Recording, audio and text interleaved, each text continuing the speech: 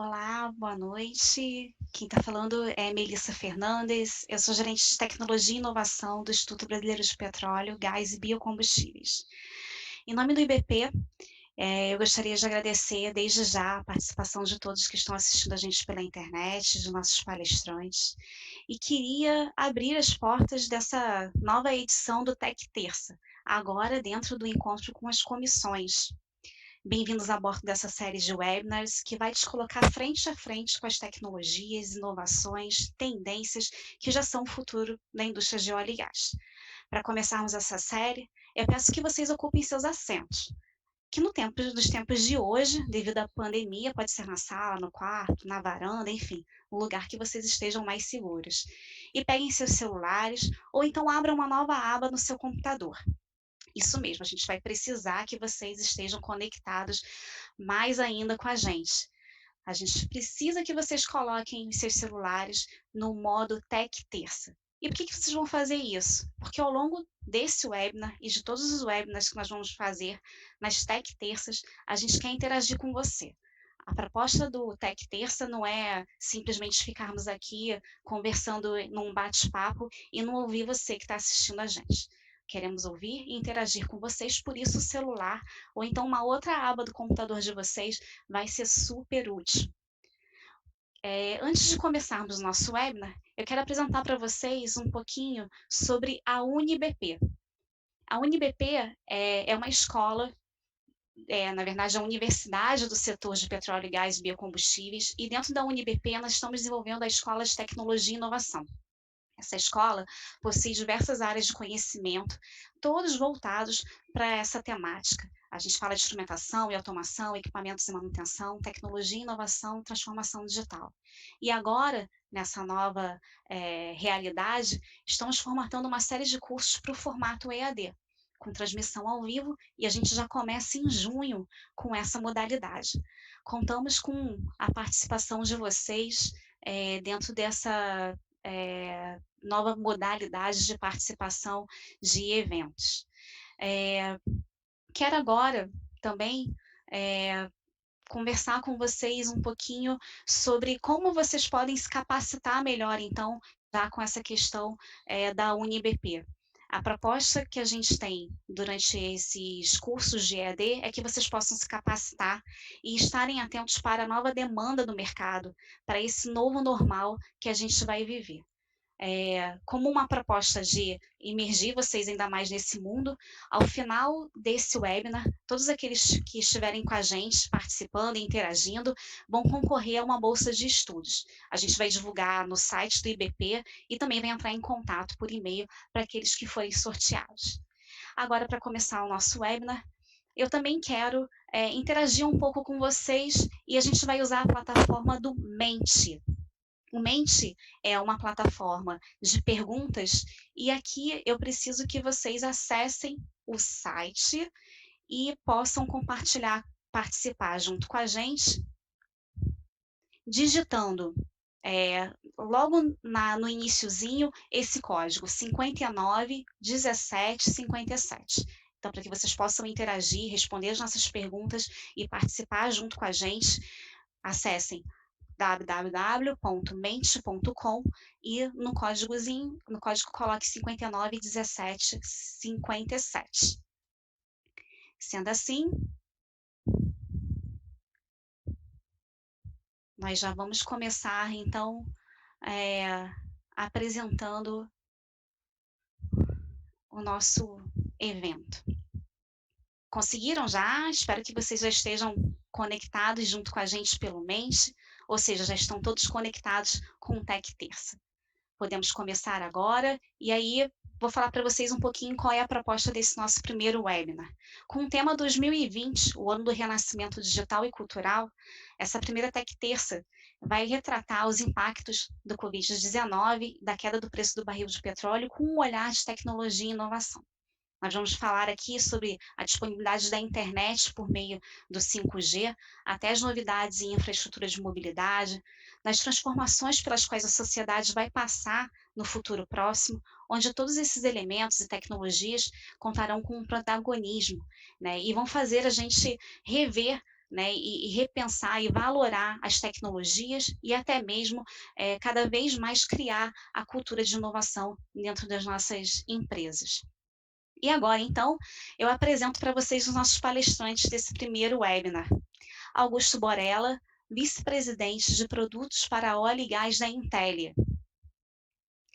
Ricardo Iog, conselheiro de empresas matchmaker no ecossistema de inovação. Ricardo Ramos, consultor da Petrobras. E Sérgio Sivinalu, gerente de desenvolvimento de negócios da Siemens. Desde já, eu quero agradecer novamente aos nossos palestrantes a participação, dar as boas-vindas, desejar boa sorte para que esse webinar, então, seja muito bacana e todos possam interagir, tirar boas ideias e insights.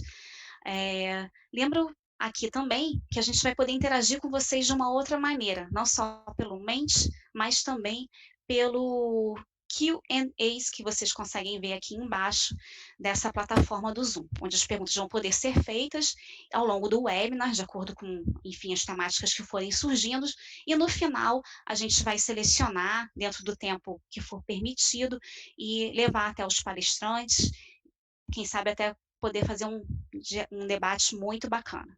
Antes de passar a palavra para o nosso primeiro palestrante, eu gostaria já de fazer uma primeira provocação e uma interação com vocês por meio do Mente.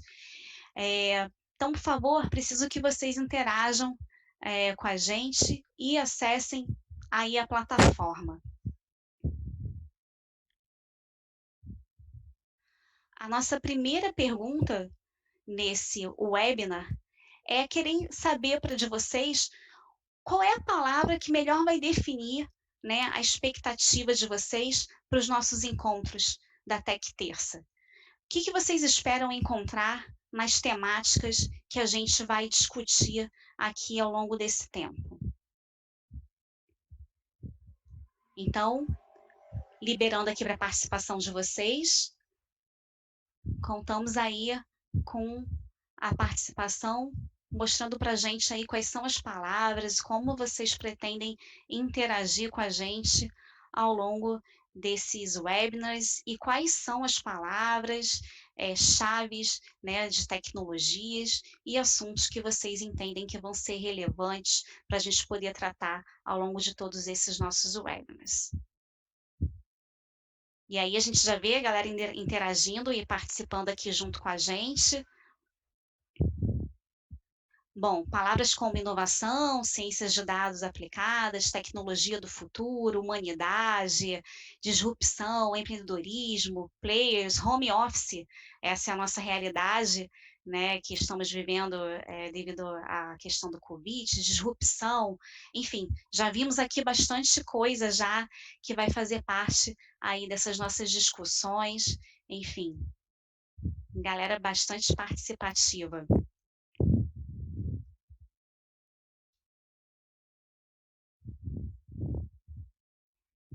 E agora, então, voltando aqui para a nossa participação, eu gostaria de passar a palavra para o Ricardo Iog. Iog, eu entendo que antes também dessa sua participação, a gente também vai levar algumas perguntas para o público, não é isso? Você também quer ouvir um pouquinho da galera, quais são as expectativas, enfim, a respeito de tecnologia e inovação. E a gente tem algumas perguntas aí no Mente também, né? Então, e aí eu peço a ajuda dos participantes para colocar aí. Primeiro qual o maior desafio da tecnologia frente ao cenário que vivemos atualmente? É super legal poder contar com o feedback de vocês aí. Então, está aberto, acho que está aberta a votação. Aberta a votação. Aí, Bom. cultura. Legal. Bacana. Curioso que a gente sempre vê que muito além da questão, né, da tecnologia ser, né, um desafio, é realmente a cultura, como a gente consegue, né, colocar isso para dentro realmente do dia a dia das pessoas, né, Iolia? Muito bacana. Coincidentemente, foi mais ou menos a sequência que a gente pensou para esse nosso encontro, né? Verdade. Legal. Vamos para a próxima? Vamos lá? Próxima pergunta: quais desafios do trabalho home office?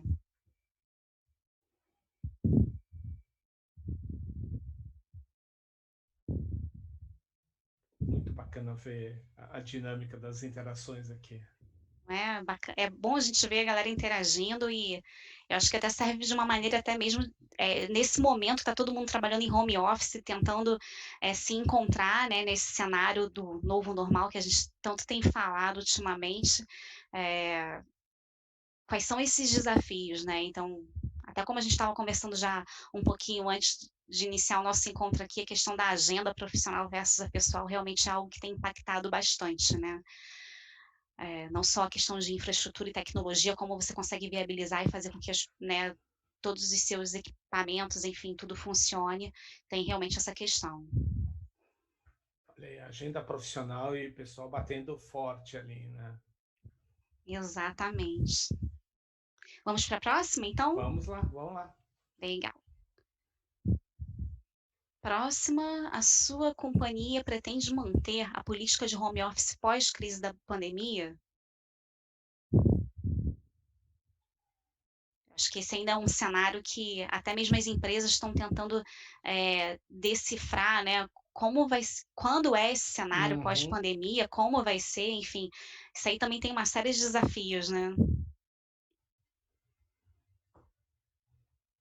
É interessante meio. A gente tem aí ainda algumas organizações, muitas organizações aí olhando, vendo se vai ou se vai ou não, ainda não tem uma definição, mas a gente tem ali muitas organizações já considerando esse cenário aí, né?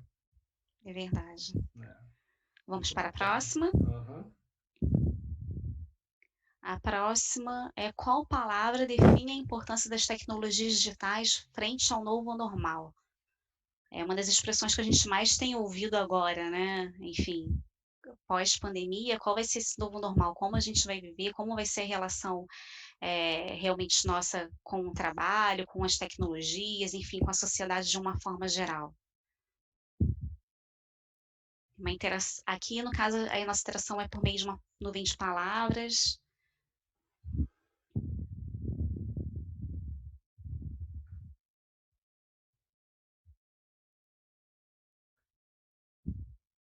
É Acho que fundamental. tá ganhando.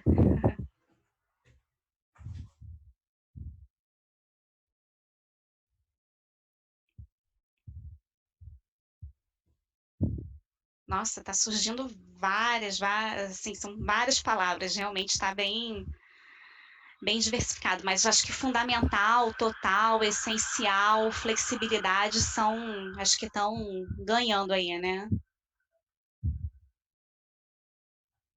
Super interessante ali. Bem legal. Vamos para a próxima, então? Vamos lá? E a próxima, então, é a última pergunta aí antes da gente iniciar a sua palestra. Na sua companhia, o quanto importante você julga ser a agilidade na organização?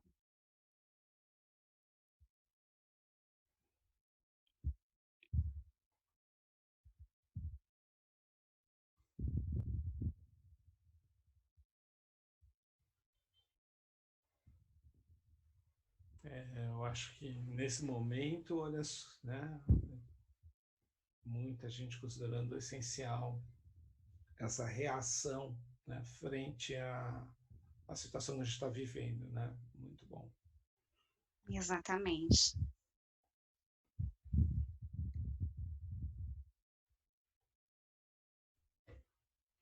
Bom, então, Yogi, eu acho que agora a gente já pode começar com a sua explanação e, Uhum.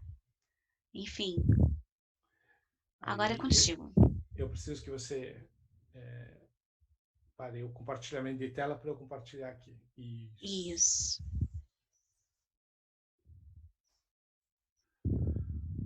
Bom, primeiro agradecer o convite do BP, Melissa, né? A gente tem colaborado muito aí nas iniciativas de inovação do IBP e a ideia aqui, eu acho que é fundamental, com a possibilidade de juntar, né, as pessoas que nós temos nesse webinar, mais vocês, é a gente enxergar esse cenário, né, e pensar estrategicamente o que vai, de alguma forma, ser esse momento de reflexão e como que a gente vai caminhar dentro das organizações, né? Os slides são muito curtos.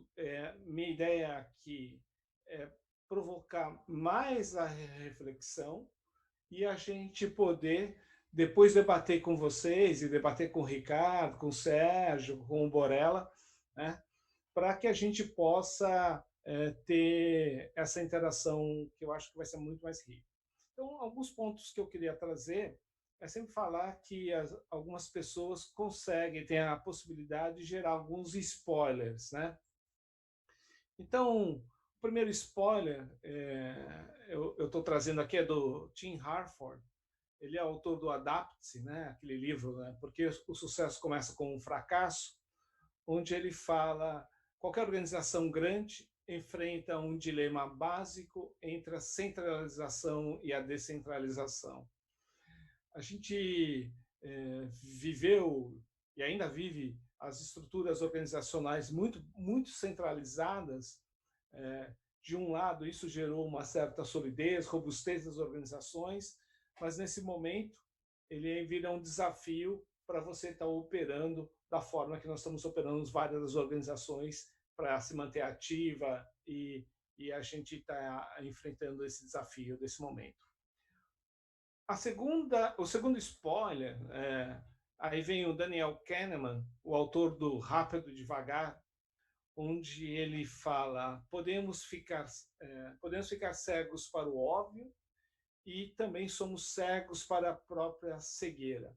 Eventualmente, muitas organizações, a alta gestão, parecia fazer muito sentido alguns movimentos, né, que dessa estrutura mais rígida, mais sólida, e agora a gente enxerga que, às vezes, uma centralização, principalmente de operação, pode gerar uma fragilidade para você contornar a decisão que a gente está vivendo. Eu acredito, inclusive, que muitos conselhos de administração, a partir de agora, não vão só olhar o driver financeiro, mas olhar o driver estratégico para fazer uma distribuição das suas operações geograficamente, né?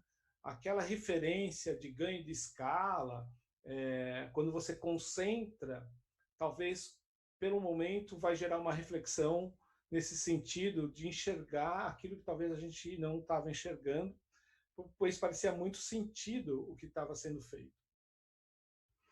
A terceira reflexão, e aqui é com relação ao Peter Senge, autor da Quinta Disciplina, do ponto, ele é muito conhecido pela visão sistêmica, onde ele fala: todos nós conhecemos a metáfora de sermos capazes de nos distanciar o suficiente para ver a floresta além das árvores.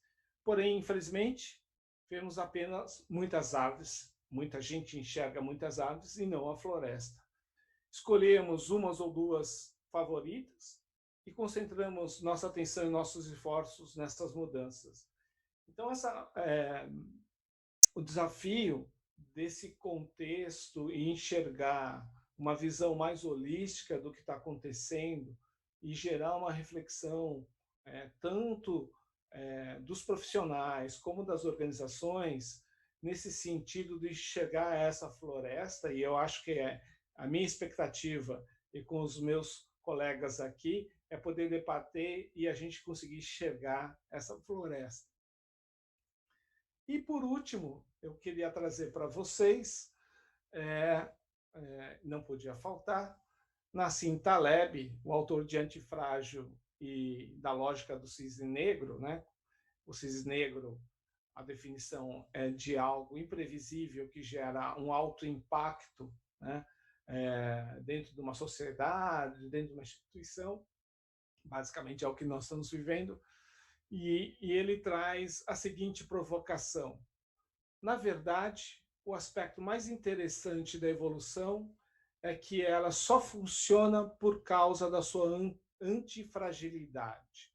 Ela é apaixonada pelos agentes estressores, aquela que desafia o status quo, pela aleatoriedade, incerteza e desordem. O que ele quer dizer aqui é basicamente que talvez precisamos encarar mais de frente esses momentos de disrupção, né? Não considerar como um evento pontual, mas algo que vai começar a aparecer de forma mais frequente dentro das organizações, dentro da sociedade, enfim, dentro da nossa própria indústria.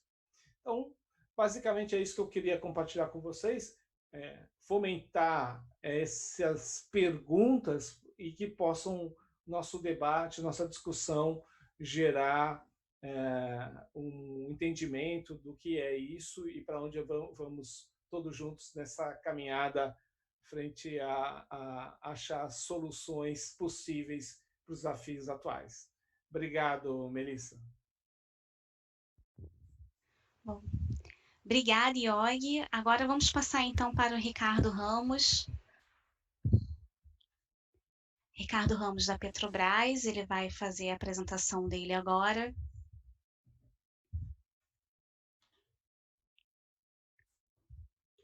Ricardo, é contigo.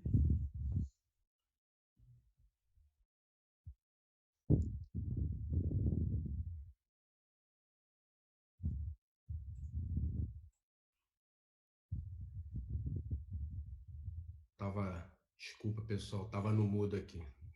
Melissa vai voltar. Vamos lá, então, pessoal, boa noite. Obrigado aí ao IBP pelo convite, né, e participar desse webinar. Bacana a iniciativa.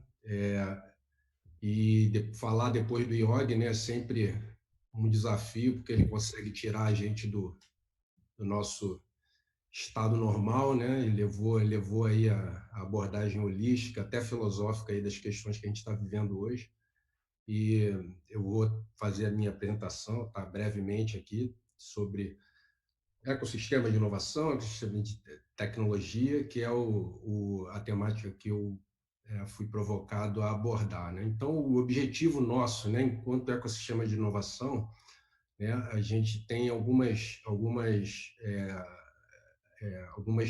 abordagens que são conhecidas, né? Pode passar, Melissa, por favor. E a gente pode pensar, né, o que a gente está vivendo hoje em termos de crise econômica, né, e crise sanitária, enfim, ela está causando um impacto, né?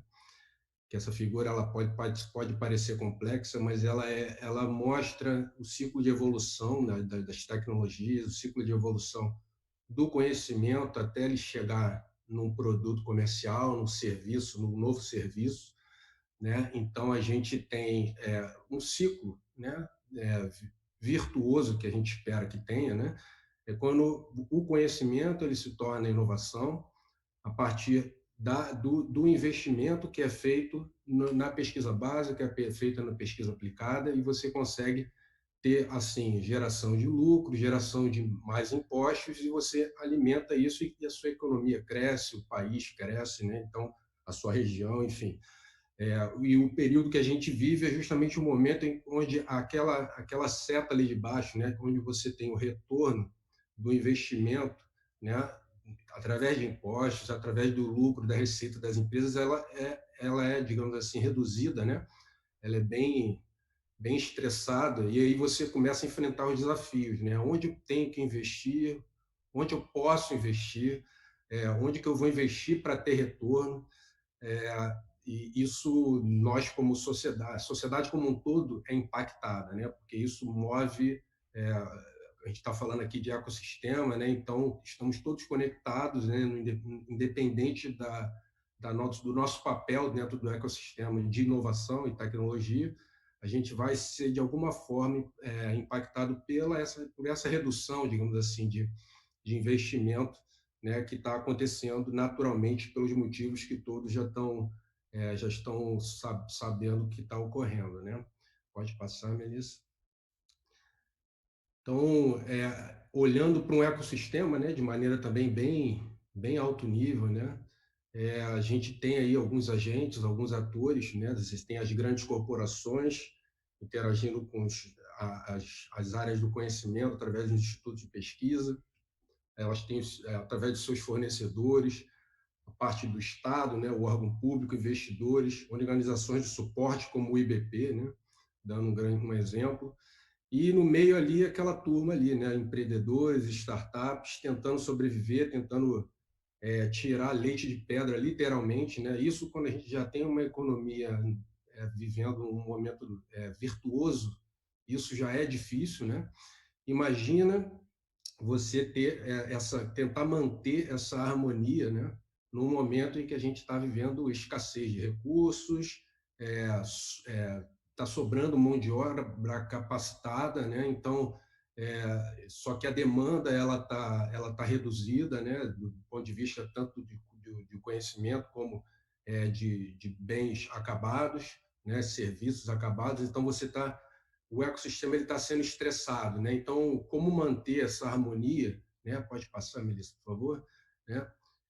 Sem afetar os outros atores, né? Então, o que que acontece? Como está todo mundo interconectado, quando você começa a ter um problema de uma relação de um ator, de um agente de cooperação com o outro, você começa a ter um efeito em cadeia aí, né?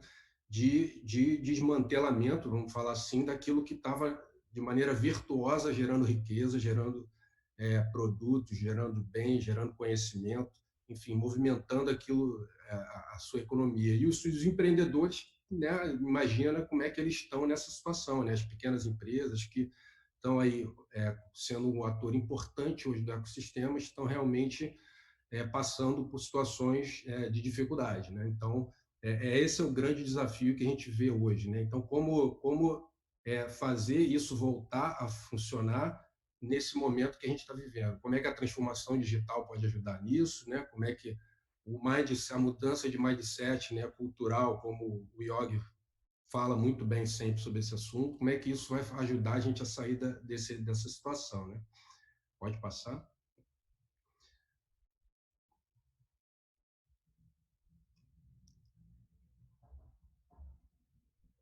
Melissa, pode passar o próximo slide, por favor? Então uma amostra, eu só trouxe uma pincelada aqui do que nós, né, Petrobras, estamos fazendo, né, para tentar manter, digamos, o engajamento com esse ecossistema de empreendedores e com esse ecossistema de pequenas empresas. Pode passar, Melissa, por favor? A gente tem o nosso programa, né, de interação, né, de conexão para a inovação com as pequenas empresas inovadoras, com as startups, que aí está sendo lançado através da sua segunda edição, né? A gente lançou o primeiro ano passado, pode passar, Melissa. A gente tem um histórico aí muito bacana, que isso é um programa que foi inovador para a Petrobras, do ponto de vista do ponto de vista do modelo de interação, do ponto de vista de como a Petrobras se abriu, né, abriu seus desafios para a sociedade, mas a gente está vivendo um período diferente ano passado, né? Hoje a gente vai enfrentar uma nova situação, né? Um momento em que a gente está numa situação como a Melissa abordou no início, né, de redução do custo do barril de petróleo, né, a redução da demanda, né, pelo petróleo. Então, como é que a gente mantém essa máquina girando, né, ainda gerando resultado, né? Então, a gente está lançando nosso segundo edital, acreditando no potencial dessas empresas, acreditando no potencial desses empreendedores. Pode passar, Melissa?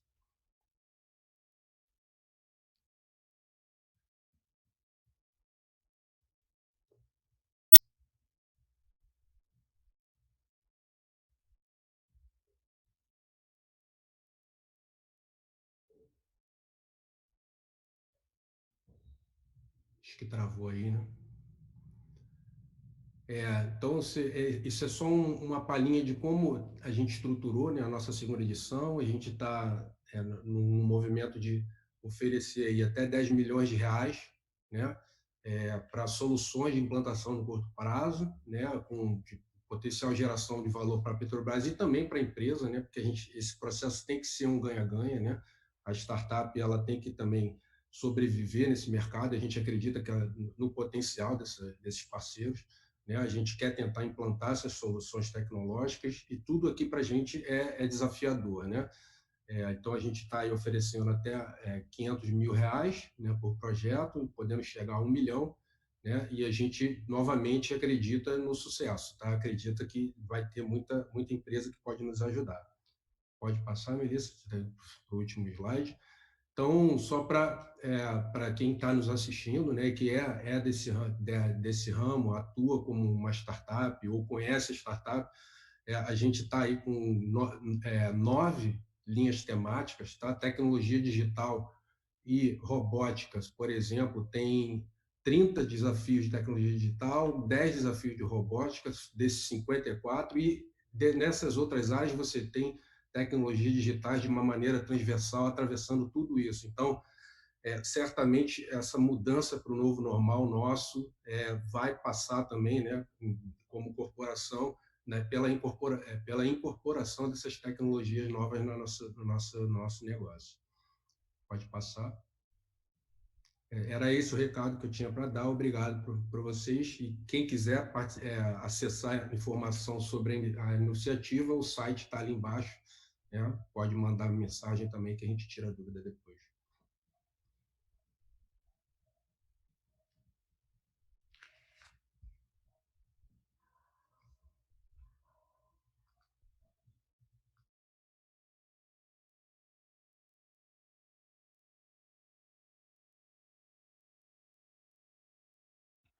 Ricardo, muito obrigada.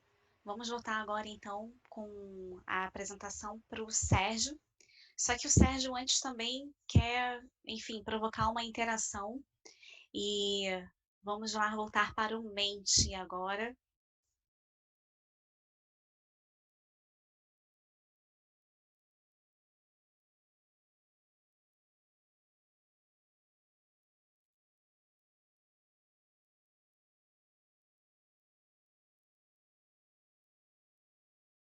Todos vendo? Sérgio? Oi, Priscila. Melissa, desculpa. Sem problemas, Sérgio. Vamos lá, Boa então, noite. iniciar a rodada de perguntas.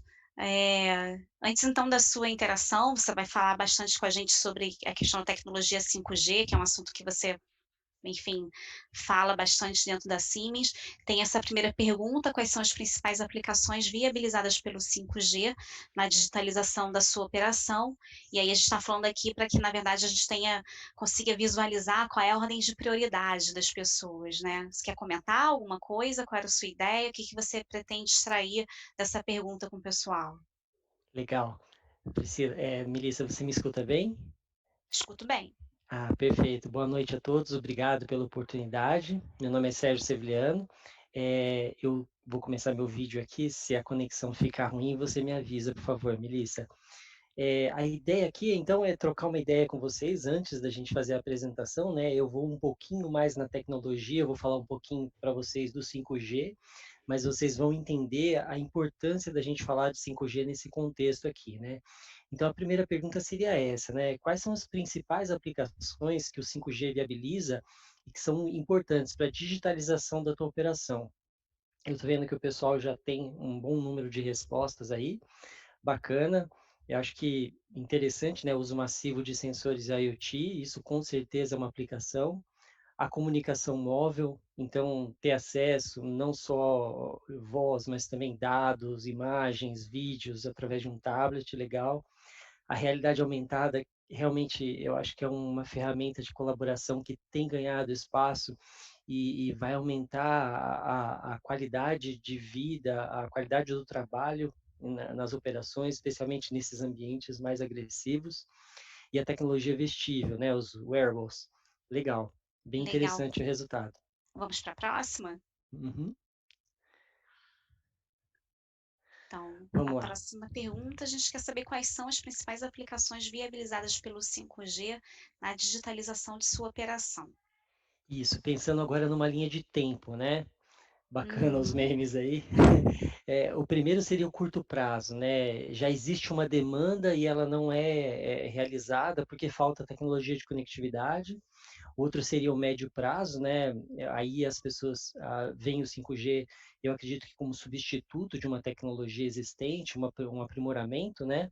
E no longo prazo é algo que ainda não está no roadmap estratégico, entendo que é um pouco cedo ainda mesmo. Isso deve estar entrando no roadmap estratégico das empresas a partir desse ano. Legal.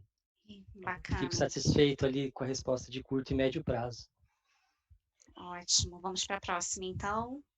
A Legal. última pergunta. E agora, Pode falar. o que é importante como atributos quando a gente olha, não só o 5G, mas uma tecnologia sem fio para a operação? O que é importante, né? O que é mais importante? Alta taxa de transmissão de dados, uma alta densidade de equipamentos conectados, uma maior área de cobertura, o baixo custo dos equipamentos, ou, claro, a questão da segurança cibernética, né? Tudo que é conectado faz parte de uma superfície de ataque, né? Bacana. Bem legal. Vamos lá. Segurança cibernética, bem representada ali. Taxa de transmissão de dados, densidade de equipamentos, legal. Você vê que o custo não foi tão importante aqui, né? Bacana, ficou em último. Isso é legal. Verdade, a segurança cibernética disparou aí, né? É, muito legal. Bacana, Sérgio. Bom, vamos lá. Então, agora é a sua apresentação. Você pode compartilhar com a gente. Compartilhar. Eu estou aqui, apertei o botão aqui já, ele vai me dar. Você só me dá um feedback se está funcionando bem, Melissa. Pode deixar. Vamos lá. Eu espero que vocês estejam vendo já a minha tela. Estamos vendo. Legal. Eu não vou fazer uma palestra de tecnologia que eu acho que não é o fórum, mas eu queria mostrar a importância estratégica do 5G. Então, o 5G, ele se conecta um pouco com o que o Yogi falou, ele se conecta também com o que o Ricardo falou, e eu quero mostrar para vocês como isso acontece, né? Eu vou mudar o slide aqui, eu espero que ele mude para vocês também. Pronto. O 5G, o que é o 5G? O 5G é a quinta geração de tecnologia celular. E por que ele é tão importante para a indústria, principalmente, né? O 5G é a primeira geração de tecnologia celular que tem o foco nas máquinas. É isso mesmo que vocês escutaram, né? É uma tecnologia celular que foi desenvolvida pensando não nos smartphones, e é lógico que ele tem um ganho para os smartphones, mas ela foi desenvolvida, sobretudo, pensando em conectar as máquinas. Isso é muito interessante, porque isso, como eu vou mostrar para vocês, se torna um viabilizador de aplicações para o ambiente industrial, principalmente.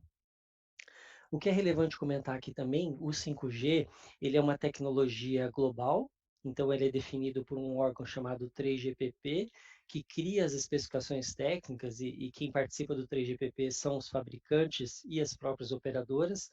Então a ideia é que dali saiam especificações técnicas que possam ser usadas globalmente.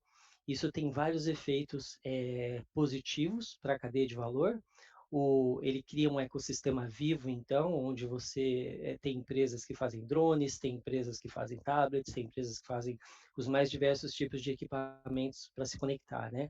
E ele cria também uma economia de escala, porque, afinal de contas, os componentes utilizados na tecnologia, eles ganham escala com essas fabricações, essa escala mundial, e isso torna a tecnologia também atrativa do ponto de vista comercial.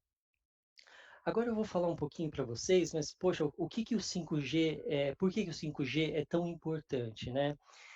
O 5G ele tem três pilares de tecnologia. O primeiro deles é a questão da banda larga. Poxa, todo mundo gosta de banda larga, né? E o 5G, ele efetivamente ele traz um benefício aqui. A gente sai dos megabits por segundo e a gente vai para os gigabits por segundo na ponta, né, nos terminais. E isso eu acho que é o ponto onde ele toca o mercado do smartphone e as pessoas, né? Mas aí, olhando para as máquinas, ele traz duas inovações muito mais importantes, na minha opinião. A primeira é a densidade de equipamentos que podem se conectar. Então, onde eu tinha milhares, eu posso ter milhões agora de equipamentos conectados. E ele traz também a questão da latência, né? Onde eu tinha latências da ordem de segundos, agora eu tenho latências da ordem de milissegundos. E como isso se transforma em aplicações para o mundo industrial, né? Esse slide aqui ele dá uma ideia para vocês. Existe uma série de aplicações que então são viabilizadas, algumas mais relevantes, outras menos relevantes para o mercado de óleo e gás, por exemplo, né? Pelo que eu converso com os colegas das outras empresas, né, a aplicação de realidade aumentada, por exemplo, onde o usuário ele consegue usar um óculos e às vezes esse óculos na verdade é um suporte para um smartphone. Ele consegue olhar para um equipamento e receber na tela informações sobre aquele equipamento. Ele consegue receber instruções remotas, por exemplo, de como operar aquele equipamento, estando ali na frente do equipamento, né? Isso, para mim, é uma ferramenta de colaboração muito importante. Ele permite que alguém que esteja a muitos milhares de quilômetros distante possa auxiliar uma pessoa que está ali em campo, resolvendo um problema numa área que talvez seja perigosa, mas também vem com outras coisas, né? A questão da segurança industrial, a questão dos robôs móveis, a questão dos veículos autônomos, transitando dentro de uma fábrica, por exemplo, ou num site, levando material de um lado para o outro, sem necessariamente precisar de um operador. A questão de vídeo também ganha ênfase aqui, né? Então, eu acho que o Borella vai falar um pouco mais à frente de machine learning. Então, uma das possibilidades aqui a gente tem de desenvolver algoritmos baseados em análise de vídeo. Então, a gente pode monitorar equipamentos, olhar se eles estão quentes, fazer uma série de diagnósticos utilizando imagem, né? E aí, então, essa é uma visão um pouco técnica que eu queria dar para vocês aqui do 5G. E aqui eu acho que um benefício legal, fazendo um link aí com a apresentação do Ricardo Ramos, excelente apresentação, é a questão dos startups, né? Porque hoje você carece de soluções de conectividade, mas a partir do momento que você estabelece esse nível de conectividade numa plataforma de petróleo, ou num site, ou numa mina, ou num aeroporto, você cria um ecossistema que pode utilizar essa conectividade para desenvolver aplicações das mais simples até as mais complexas, né? E utilizando uma conectividade já pré-estabelecida, padronizada, isso abre muito espaço para diminuir aquele vale da morte ali, né? Eu achei muito interessante aquele gráfico. Ele aproxima um pesquisador universitário de uma aplicação real numa plataforma de petróleo. Eu vou avançar mais um slide aqui. Bom, a gente está num momento onde os países pioneiros já colocaram as cartas na mesa, né? Então, Alemanha, Estados Unidos, Japão, Inglaterra, Dinamarca, eles estão padronizando o que a gente chama de redes privadas 5G, né? O tema é muito interessante, ele vai entrar no planejamento estratégico de muitas empresas em breve. É a questão de, olha, como isso aqui me ajuda? Como eu vou digitalizar o meu processo utilizando uma rede 5G? E o que é uma rede 5G aqui nesse contexto? Privada, né? É uma rede que não depende da operadora. Então, você não precisa que a operadora vá no seu site, monte uma antena, garanta um serviço para você. Você monta a sua rede 5G, você pode operar ela, ou você pode terceirizar ela, mas ela é sua. Então, você estabelece os níveis de confidencialidade, você estabelece os níveis de segurança cibernética que você quer, você estabelece quem se conecta, o que se conecta, né? A gente vai falar muito agora do que se conecta, né? Não só quem se conecta. E é nesse movimento que a gente está, né? A Alemanha já fez essa definição, então as primeiras fábricas cobertas por redes 5G privadas devem começar a operar aí nos próximos 12, 18 meses, uma regulamentação de novembro do ano passado. A gente já tem casos lá em aeroportos, em universidades, em portos. Então, é o que eu falei para vocês, né? Isso acaba criando, fomentando um mercado de inovação, pelo simples fato de você estabelecer essa conectividade, né? Interessante no Brasil, olhando o nosso contexto atual, a gente está no momento onde a Anatel, que é a regulamentadora do uso de frequência no Brasil, ela está concluiu uma consulta pública e deve fazer um leilão de frequências para as operadoras móveis, né? Obviamente a indústria não vai participar desse leilão. O que a indústria vai se beneficiar com essa regulamentação do 5G, que a gente está brigando para conseguir, é que a Anatel regulamente as redes privadas, junto com o leilão. Essas redes privadas, então, seriam outorgadas, né, não seriam leiloadas, tá, valores muito menores, é, disponível para qualquer tamanho de empresa, né, para que cada empresa pudesse, então, investir. E aqui é muito interessante a gente se basear no modelo global, a gente não criar nada, não menosprezando a nossa tecnologia, a nossa capacidade de inovação, mas esse ecossistema, ele é global, então a gente não tem como ficar de fora, se isolar do mundo, né? Eu vou concluir a minha apresentação aqui com mais um slide. Eu quero mostrar para vocês o que seria uma fábrica com uma rede 5G privada, né? Então, vocês podem imaginar que esses carrinhos e esses tablets azuis são a rede privada da empresa e os equipamentos em laranja seriam a rede pública, né? A rede pública ela vai cobrir a cidade, ela vai cobrir a fábrica também, então você vê que tem ali um carinha usando um smartphone, mas as máquinas e os veículos autônomos e os controles de processo e os robôs, eles vão estar conectados nessas redes 5G privada, que é a azulzinha. Eu trouxe aqui alguns exemplos, mas é mais para mostrar, né? Eu acho que já está claro para todo mundo o que a gente pode fazer. Algumas coisas vieram ali já na pesquisa, né? Achei interessante já essa percepção. Então, eu termino aqui a minha apresentação e passo para o próximo apresentador. Melissa, muito obrigado. Obrigada, Sérgio, pela participação. A gente, é bom, vou ponderar um pouquinho essa questão do 5G, que o Sérgio bem falou. O IBP tem trabalhado intensamente, quando ele até falou, a gente está discutindo muito esse assunto dentro de um grupo de trabalho, onde a gente está discutindo o quanto é importante, né, a tecnologia 5G para a viabilização das tecnologias de transformação digital, da indústria 4.0, dentro do setor de óleo e gás. E o Sérgio foi uma das pessoas que contribuiu bastante com a gente nessas discussões, e por isso que eu falei, para a gente poder trazer esse assunto, nada melhor do que uma pessoa que vive isso, vivencia bastante essa questão no seu dia a dia. E agora, dando continuidade, então, vamos para o Augusto Borella. O Augusto, a gente teve a oportunidade de trabalhar com ele ano passado, durante a Tech Week, o evento que o BP sempre realiza para poder falar sobre tecnologia e inovação no setor de óleo e gás.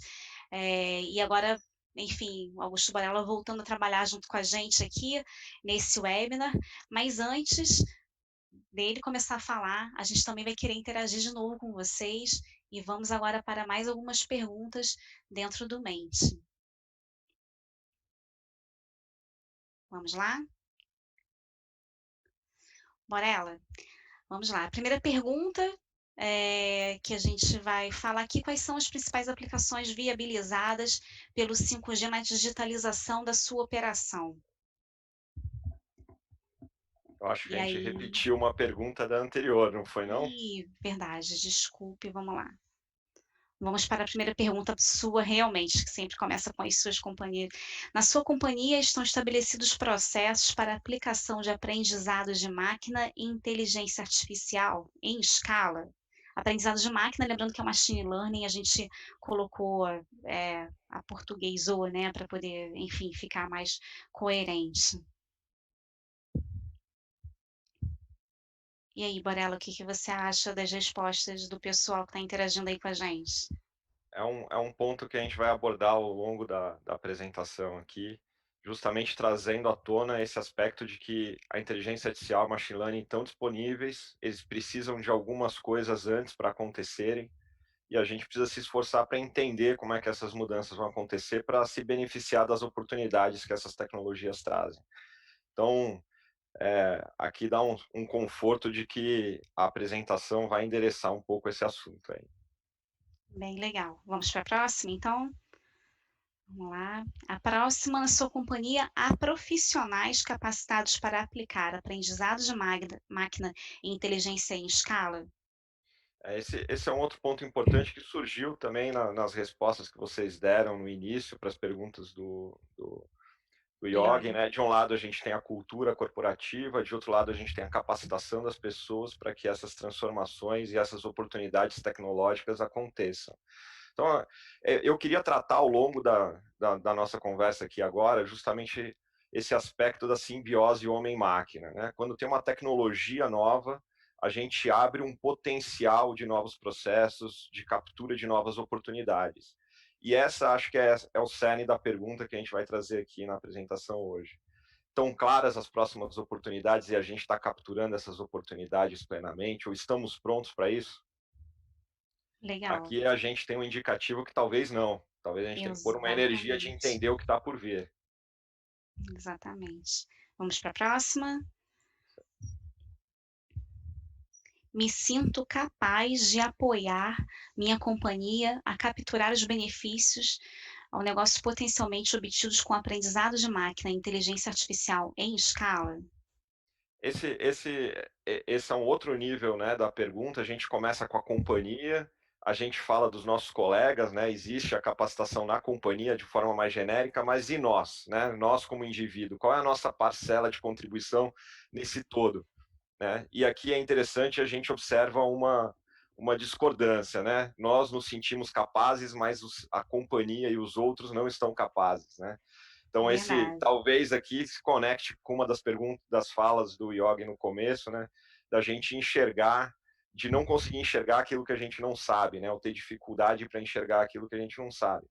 Claro que aqui a ideia era justamente fazer essa provocação, essa confrontação, como nós nos avaliamos e como nós avaliamos os outros. Bacana.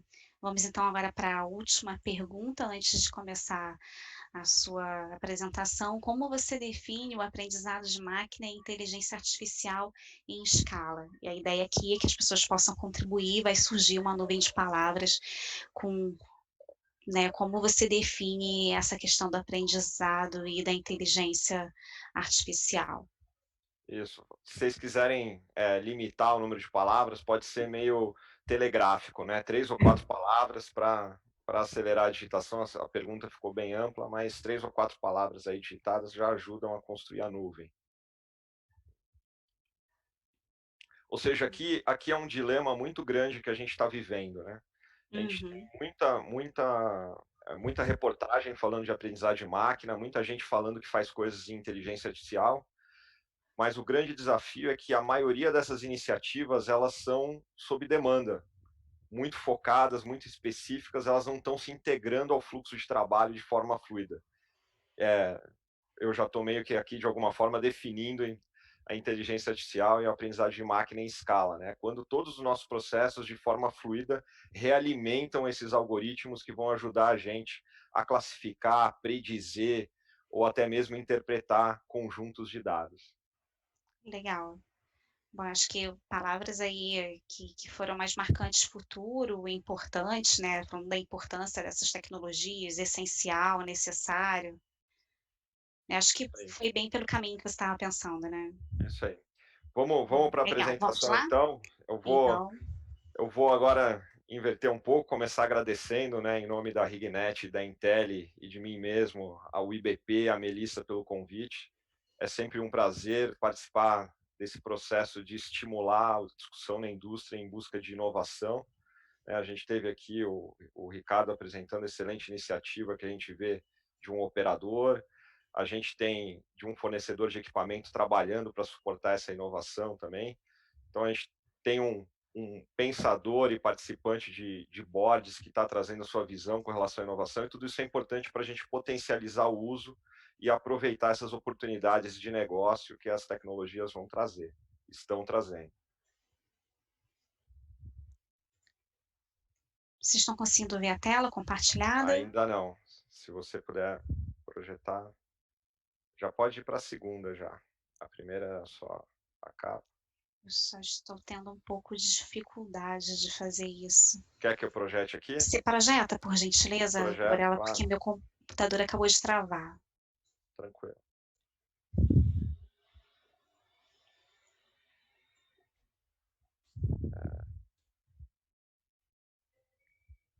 Compartilhar a tela.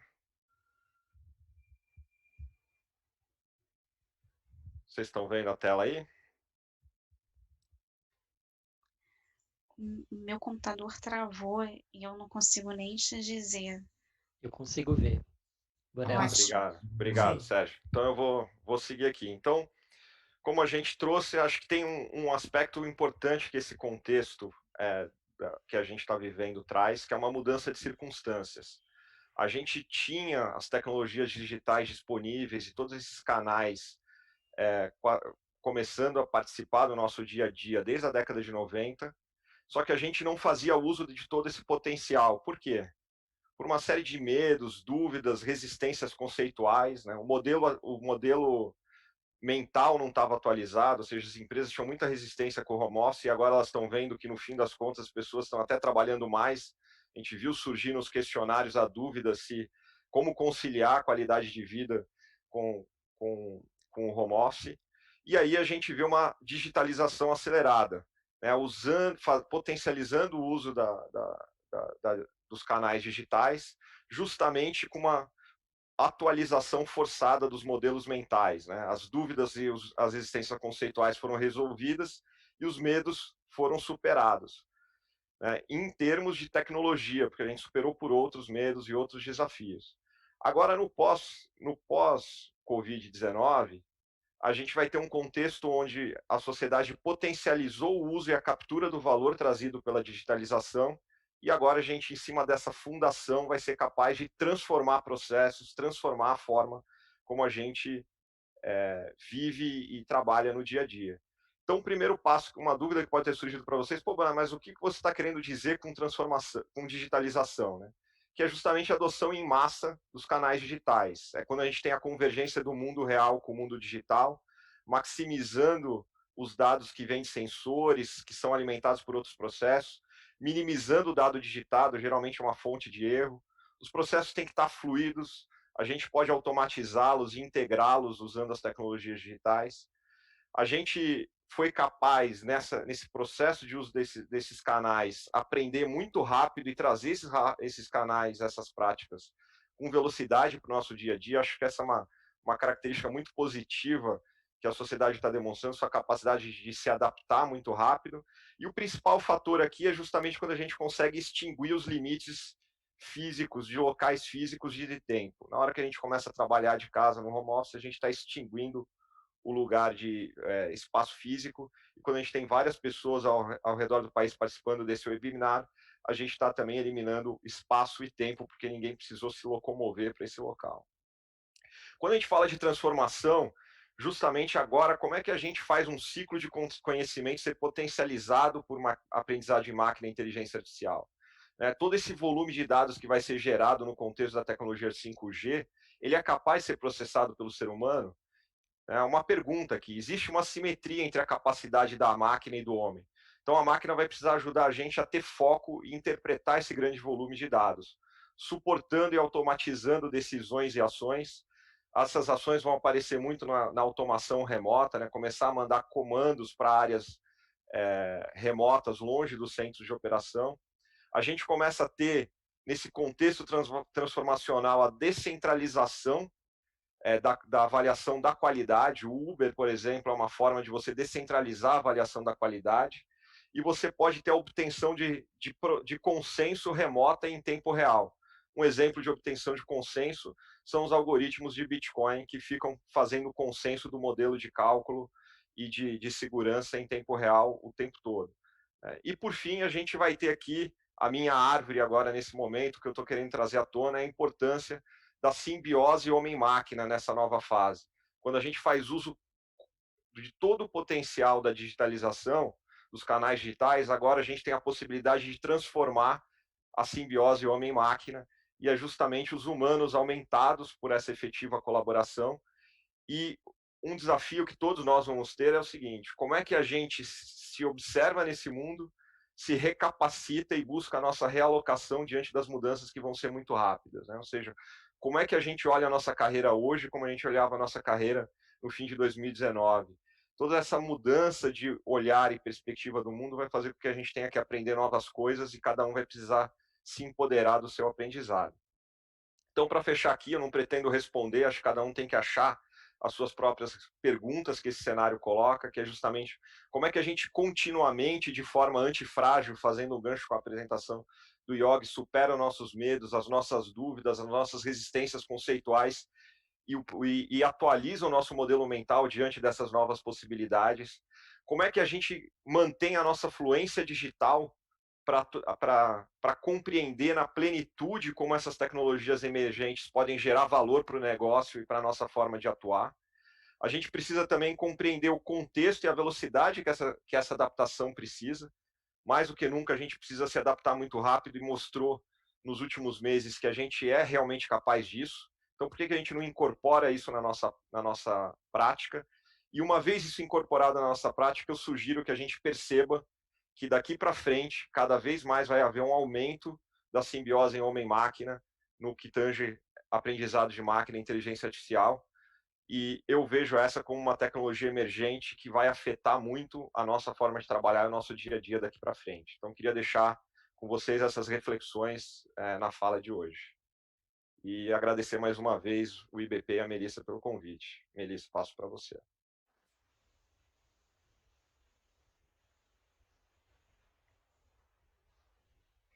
Obrigada, Borella. Aliás, obrigada a todos os nossos palestrantes pela participação de vocês, enfim, e pelas apresentações que foram super bacanas. Eu acho que agora a gente pode, então, partir já para a parte das perguntas, né? Mas antes até mesmo de ver as perguntas dos participantes aqui do nosso webinar, eu queria começar fazendo uma pergunta para vocês. Eu acho que dentro de tudo que a gente falou aqui, todos vocês abordaram a importância, né, a questão da tecnologia, enfim, principalmente nesse momento agora que a gente vai viver um novo normal, enfim. Qual, na opinião de vocês, como a gente pode empoderar o nosso aprendizado? Como a gente pode, enfim, né, fazer isso acontecer agora? Como é que a gente vai melhorar nossa capacitação? Qual é a visão de vocês a respeito desse assunto? Borella, pode começar por você, já que você foi o último a falar. Tá certo. Eu acho que a questão do aprendizado hoje, ela passa por um processo de autoempoderamento. Né? As pessoas vão se tornar cada vez mais autodirigidas, elas vão ter um pacote de dia inteiro, né? A gente vai aprender ao longo do dia, pequenos aprendizados para resolver um problema que a gente tenha naquele momento. Vai ser sintonizado pelos interesses, a gente tem um volume de informação muito grande e fontes muito numerosas para consultar, então a gente precisa criar algum filtro para ter algum foco e escolher a árvore que a gente vai tratar com um pouco mais de carinho, e não vai ter uma estrutura rígida. Eu até queria aproveitar para compartilhar, acho que uma forma que eu encontrei de cuidar da minha capacitação contínua, eu estou colocando metas semanais e tenho um horário reservado na semana de 1 a 2 horas para aprender sobre algum assunto novo que eu esteja interessado, aplicando a metodologia Agile, né? Metas e entregas semanais aí de avanços na minha capacitação. Acho que ter um método com rigor e um foco claro pode ajudar nessa autodireção individual. Legal. Yogi, o que você acha disso? Qual a sua opinião? Bom, eu já tive a oportunidade de conversar muito com o Borella sobre isso, né? Muito café tomando aí sobre esse assunto. Existe uma abordagem que se chama lifelong learning. É um processo de educação continuada, né? E cada um vai ter que criar sua jornada nesse sentido de atualização. O Borella deu uma linha exatamente de enxergar como criar uma dinâmica para isso, né? Talvez às vezes a gente precisa até de uma curadoria de tanto conteúdo que existe disponível para você criar essa jornada. E eu sempre faço uma provocação para que esse processo de lifelong learning seja feito olhando para a floresta, porque às vezes quando você olha muito a curto prazo, talvez você vai fazer uma ação mais reativa de algo dessa transformação digital, de todo esse processo da nossa própria indústria, mas vai ser um tiro de curto prazo. Então, você desenhar, enxergar a floresta como um todo, para que a gente possa, então, ter curadorias de conteúdo, né, como o UniBP, por exemplo, está fazendo, ajudar as pessoas nesse processo de lifelong learning aí. Eu acho que um caminho vai ser muito nessa linha e ter curadoria de conteúdo para ser validado e apoiar as pessoas nesse processo de transformação.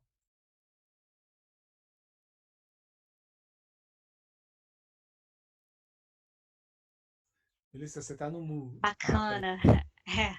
Sérgio, e você que vivencia isso no dia a dia de uma empresa de tecnologia, né? Enfim, vocês sentem na veia a importância dessa questão dessa capacitação também, hoje mais do que nunca rápido, constante, enfim. Como você enxerga isso? Eu acho, Melissa, que cada vez as pessoas vão conseguir cada vez menos encontrar as respostas sozinhas. Eu acho que a palavra-chave para mim é colaboração, né? Então, quando você for desenvolver uma nova solução, você pode ser o gênio da computação, você não vai entender nada do processo que você está digitalizando. Então, você vai precisar sentar com a pessoa que entende como aquela válvula funciona, como aquela planta cresce, e aí, em cima disso, você vai construir inovação e conhecimento. Não existe mais, no futuro, ninguém que vai saber tudo. A gente vai precisar colaborar cada vez mais. Legal, legal. Ricardo, você que vivencia, então, o dia a dia da Petrobras, né? Uma empresa de óleo e gás, enfim, que até então a gente tem esse mito, a empresa de óleo e gás é uma empresa tradicional, uma empresa que, enfim, não é tecnológica e, pelo contrário, a gente vê isso no dia a dia que não é tão verdade.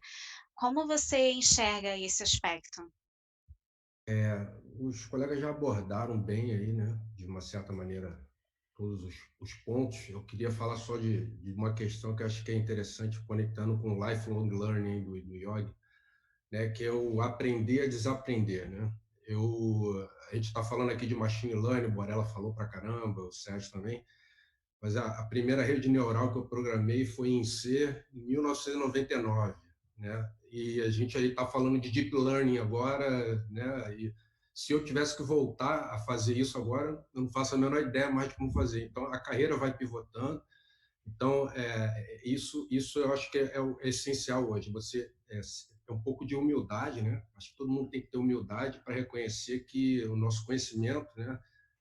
Tem um filósofo da ciência que fala muito isso, que eu gosto de ler, que é o Karl Popper, né? Que o nosso conhecimento ele é finito, né? E a nossa ignorância ela é sempre infinita, né? Então é mais ou menos isso. Então o conhecimento está expandindo sempre muito mais do que aquela nossa capacidade de aprender. Então você reconhecer que você tem que desaprender o que você já tinha. Isso é a realidade da indústria do petróleo. Eu entrei na Petrobras em 2006, meu primeiro trabalho já foi com tecnologias digitais, então o Borella é um cara que sabe muito bem disso, a gente já fazia isso lá há muito tempo, então trabalhar com dados, etc. Então, eu acho que o importante é isso, né? Tá pronto para novidade. Bacana. Então, indo aqui já para os comentários, enfim, as perguntas de quem está participando junto com a gente aqui desse webinar. Antes de mais nada, deixar claro, as apresentações vão ser disponibilizadas para todos. A gente também vai ter um link onde vocês vão poder acessar o vídeo depois desse webinar também e rever alguns momentos, tirar algumas dúvidas, enfim. Vamos começar então com as perguntas aqui. O Antônio Botelho, super amigo lá do IBP, participou com a gente já também de diversas discussões, direcionou uma pergunta para o Ricardo Ramos da Petrobras. Ele quer saber como a Petrobras vê o seu relacionamento com outros atores do ecossistema, como, por exemplo, o programa de inovação da Petrobras apresentado. Ele já tem interfaces estruturadas para consórcios de investimento com investidores anjos, que tem uma maior capacidade de monitoramento de investimentos nesse estágio? Como é que está essa situação desse programa, Ricardo? Ótima pergunta. Professor Antônio Botelho, né? Grande conhecido Pois aí, é. há muitos anos. A gente tem sim isso no radar, tá? O programa já foi estruturado, né? É uma parceria com o Sebrae e o Sebrae como detentor de expertise aí no empreendedorismo e na estruturação de novas empresas, né, e alavancagem de empresas de pequeno porte, ele tem esse papel, tá, de ajudar a Petrobras em encontrar novos investidores para essas empresas que venham a ser selecionadas pelo programa. Então, nós não criamos um programa para ter um fornecedor cativo da Petrobras, né, para matar o cara com uma solução que é só para a Petrobras, muito pelo contrário. A ideia é estimular que o cara cresça, inclusive conta ponto para ele no processo, né, do programa seletivo, se a solução dele tem escala. Então, a escalabilidade é importantíssimo para o cara que quer crescer. E o investidor anjo está buscando justamente isso, né? Ele quer investir naquela ideia que vai se tornar a ideia que vai ganhar o mercado, outras cadeias, não só de óleo e gás. Legal. Uma pergunta aqui também, mais direcionada para a questão do 5G. Acho que o Sérgio e o Borella vão poder responder melhor, mas o Yogi e o Ricardo ambos também podem dar seu pitaco. O 5G, ele pode viabilizar a operação remota, né, das operações, enfim, a questão que a gente tanto fala, né, de operações remotas em plataforma e até mesmo essas operações em ambientes mais restritos, que podem até realmente serem mais hostis à saúde das pessoas. Qual é o ponto de vista de vocês? Vocês acham que o 5G pode ser essa virada de chave, pode realmente viabilizar e ajudar? Sérgio? Uhum. Excelente pergunta, Melissa. Eu acho que o 5G, enquanto catalisador da realidade aumentada, ele permite que alguém remoto em qualquer país veja o que o operador está vendo, dê instruções, ele consegue trazer informações no campo de visão do operador do que ele tem que fazer e até simular o que ele vai fazer, né? Nesse sentido, eu acho que ele ganha muita importância, porque você não precisa ter todos os especialistas num determinado local, né? Se você tiver um técnico lá, você pode contar com a ajuda de outras dezenas de pessoas remotamente, e a comunicação não é mais limitada à voz, né? Você vê o que o operador está vendo, o operador vê o que ele tem que fazer, e eu acho que isso é uma grande ferramenta do 5G. Legal. Morelas, tem algum palpite? Eu concordo com a questão de ser um grande catalisador, né? A gente vai aumentar a capacidade do que a gente pode fazer. Hoje, em locais muito remotos, a gente tem dificuldade para dar comando, mandar comando, ainda tem um espaço de evolução tecnológica para a gente ocupar em dar comandos remotos. A gente consegue receber dados assíncronos hoje, em alta frequência de ingestão, ainda num volume limitado, né? Então o 5G vai potencializar esse volume. Do ponto de vista prático, das pessoas fora dos centros de suporte à operação, né, eu posso dizer que já está sendo discutido a operação remota dos centros remotos de operação. Ou seja, a gente criou grupos centralizados que apoiam operações remotas, mas as pessoas tinham que sair de sua casa para ir para esses centros. E agora está sendo discutido nesse cenário atual a viabilidade de fazer a operação remota do centro remoto. E vai ser um avanço, a gente ainda não tem um caso aplicado, mas está avançando na direção de ter em breve. Bem legal. Realmente esse contexto que a gente vive hoje em dia meio que forçou, né? Fez com que a gente colocasse o pé no acelerador para poder trazer essas tecnologias para a gente. Diga. Não, só para lembrar, porque essa discussão, inclusive, não é nova, inclusive dentro da Petrobras. Eu lembro ainda, na década passada, se falar de gestão integrada de operações, né, o GIOP, né?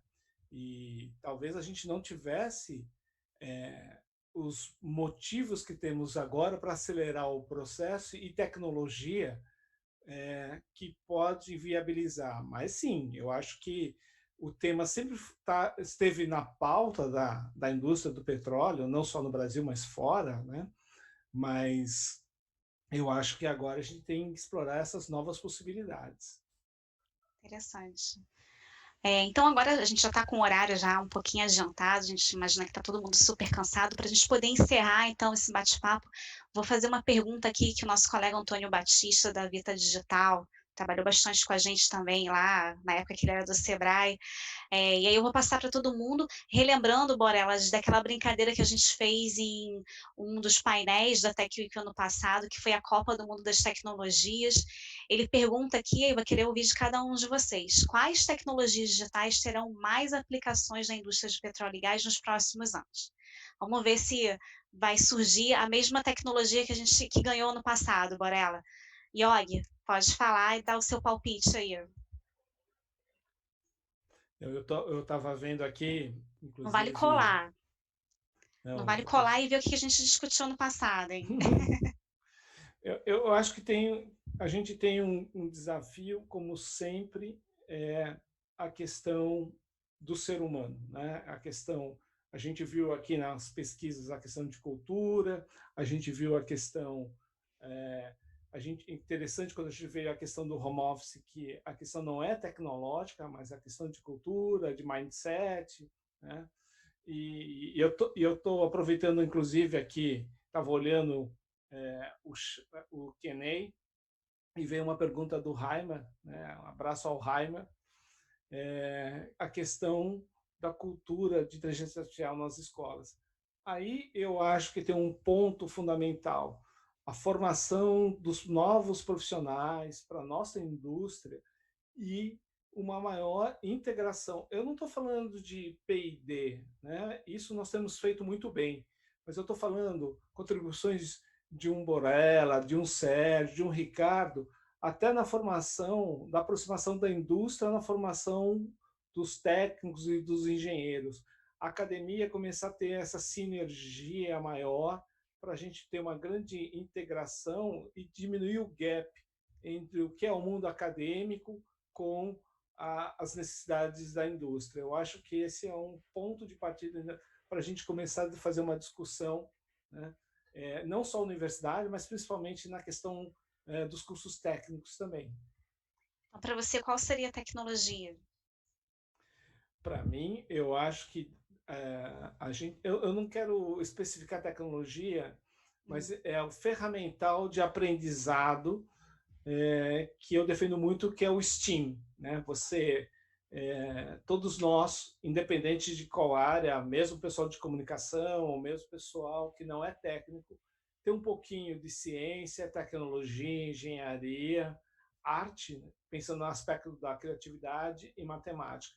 Para mim, os próximos analfabetos digitais vão estar com as pessoas que não têm esse mínimo de conhecimento para começar a fazer esse processo de lifelong learning. Legal, legal. Sérgio, seu palpite. Olha, difícil. Assim, pela minha experiência, por sempre ter trabalhado no mundo de telecom, eu acho que o 5G vai representar um divisor de águas no que a gente fala hoje em termos de conectividade. É a minha aposta. Legal, bacana. Sim, modéstia à parte com o assunto que você trabalha, né, Sérgio? Tem que apostar nele, né? Pois é. Mas o 5G não como finalidade, mas Sim, como meio. catalisador, como meio para se chegar em coisas bacanas. Tipo IoT, enfim, Digital Twin, essas tecnologias todas que a gente viu agora realmente bombando, né? Inteligência artificial, colaboração, tudo isso. Legal. Ricardo Ramos, e aí, qual é o seu palpite? Olha, o Antônio Batista, um parceiraço, um abraço para ele aí. Então, só esperar uma ótima pergunta dele. Eu diria que todas, para ficar Em fácil cima do aí. muro. Todas. Não, mas porque assim, eu vou responder pelo lado da aplicação, né?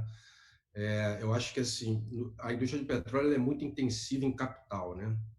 Quem é da indústria de petróleo sabe disso, né? E tecnologias digitais, né? Ela é muito intensiva em conhecimento, né? Tirando a parte de IoT, a parte de sensores, né?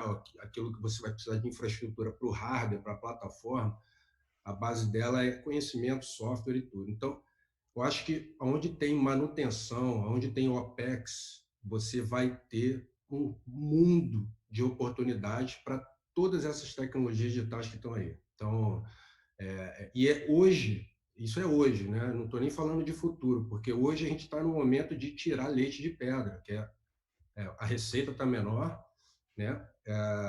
O barril de petróleo está mais barato e a demanda diminuiu. Então, a gente tem que otimizar, a gente tem que aumentar a produtividade. Então, aquilo que está funcionando precisa gerar receita. Então, se você puder aplicar inteligência artificial, se você puder aplicar IoT para fazer medição de variáveis no campo, né, nas operações, e unir essas duas coisas, né, você vai conseguir certamente um mundo de oportunidade de retorno. E pensando até não ficar só no OPEX, no CAPEX, Digital Twins é uma tremenda de uma tecnologia que dá oportunidade de projeto, né? Você otimizar a forma que você vai fazer o projeto, né? E sem dúvida, Data Science para a nossa parte de reservatórios, né? Que ali, se você tem um ganho de 0,1%, você pode estar falando aqui de centenas de milhares de dólares. Então, acho que por aí. Legal, Ricardo. Borella, por último, mas enfim, qual Eu é o teu deveria me palpite? lembrar quem ganhou. Eu confesso que eu não lembro, vou ter que ouvir o áudio, né, da Tech Week, foi muito divertido, inclusive.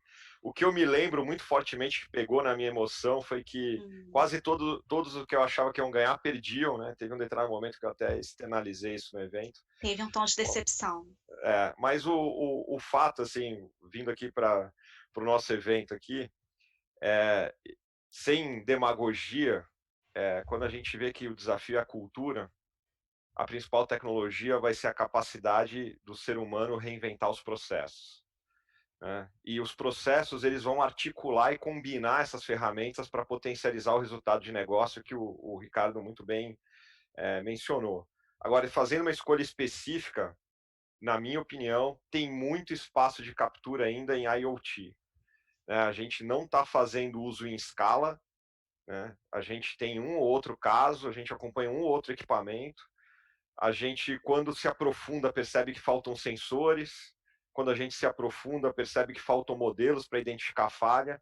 Então, tem uma jornada ainda de processo e de modelagem muito grande voltada para a IoT, então eu ficaria com a IoT nesse momento. Legal, legal. Só relembrando, a tecnologia que foi vencedora foi a inteligência artificial. A gente foi, várias tecnologias realmente você foi ficando decepcionado ao longo do tempo, mas a vencedora foi a inteligência artificial, que eu acho que também não deixa de ser relevante e importante para esse momento, né? Exato, eu não quis puxar a sardinha para minha brasa aqui. Percebi. Bom, gente, o tempo já está acabando, não vou prender mais vocês. Eu queria, desde já, de novo agradecer ao Sérgio, ao Borella, ao Ricardo Ramos, ao Yogi, por terem topado esse primeiro webinar. A gente está testando, né, tentando interagir mais com o público. Espero que também vocês que participaram junto com a gente pela internet tenham curtido. Enfim, a gente viu, teve bastante interação, não só pelo aplicativo, mas também pelas perguntas e respostas. Então, muito obrigada. As pessoas que ficaram com a gente ao longo desse webinar, a gente conseguiu pegar, né, os contatos e vamos fazer um sorteio de uma bolsa de estudos na Escola de Tecnologia e Inovação da UniBP. Então, em breve, o vencedor vai ser informado e a gente vai divulgar o nome na página do IBP. Diante de muitas perguntas que acabaram surgindo também ao longo aqui do nosso bate-papo, a gente vai tentar responder para todas as pessoas que fizeram, enfim, ou eu, ou pedir ajuda aos nossos palestrantes para que também vocês tenham uma resposta mais coerente, correta, enfim, dentro desse contexto do assunto que a gente discutiu hoje aqui. E aí já deixar um recado para quem curte e quer, enfim, ouvir mais um pouquinho sobre o setor, não só sobre tecnologia e inovação, mas também assuntos gerais. Acompanhe o IBP nas redes sociais, na nossa página também na internet. Toda semana a gente tem algum assunto bacana sendo discutido por meio de webinars, enfim, a gente fala de saúde, a gente fala de carreira, tem uma série de assuntos que são super importantes, estão sendo discutidos. Amanhã a gente vai ter uma edição dos Diálogos da Rio Oil, a Rio Oil and Gas é um dos eventos mais importantes que o BP realiza. Vai ser muito bacana, ele começa às 17 horas, a gente está com as inscrições ainda abertas pelo site do IBP, você consegue encontrar mais informações. A gente vai falar sobre a geopolítica da crise e os impactos do coronavírus, a participação da Clarissa Lins, que é a atual presidente do IBP, do ministro de Minas e Energia, o Bento de Albuquerque, e Carlos Pascoal, que é o vice-presidente sênior da IHS. Então, enfim, é outro webinar imperdível. E para quem curte tecnologia, aí como o Borella falou, estou puxando então a brasa para a sardinha aqui da gente. A próxima Tech Terça vai ser dia 9 de junho. Então, 9 de junho, uma terça-feira, a gente vai falar sobre gestão da segurança cibernética em tempos de crise do Covid-19. Segurança cibernética foi um dos pontos que a gente viu aqui que as pessoas também apontaram como importante e relevante nesse momento, então estão todos convidados para participar junto com a gente. Mais uma vez, muito obrigada, Sérgio, Borella, Ricardo, Iog, a toda a equipe do IBP que possibilitou que a gente fizesse isso aqui. Tem uma galera muito bacana de TI, de comunicação, que, olha, está sempre junto com a gente. Muito obrigada mesmo. Pessoal, uma boa noite para vocês, cuidem-se, essa fase vai passar, daqui a pouco a gente vai estar interagindo bastante, fazendo network nos eventos do IBP, mas por enquanto a gente continua aqui no nosso webinar, tá bom? Boa noite, gente, tchau, tchau, muito obrigada, hein?